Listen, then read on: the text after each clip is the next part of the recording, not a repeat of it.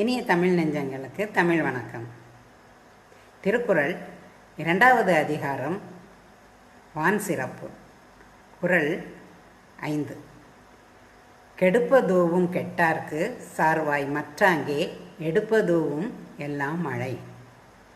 பெய்யாமல் மக்களை கெடுப்பதும் பெய்து கெட்டவரை திருத்துவதும் எல்லாமே மழைதான்.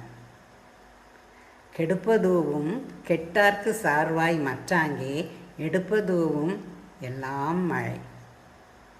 Rain by its absence ruins men, and by its existence restores them to fortune. கெடுப்பதூவும் கெட்டார்க்கு சார்வாய் மற்றாங்கே எடுப்பதும் எல்லாம் மழை. நன்றி, வணக்கம்.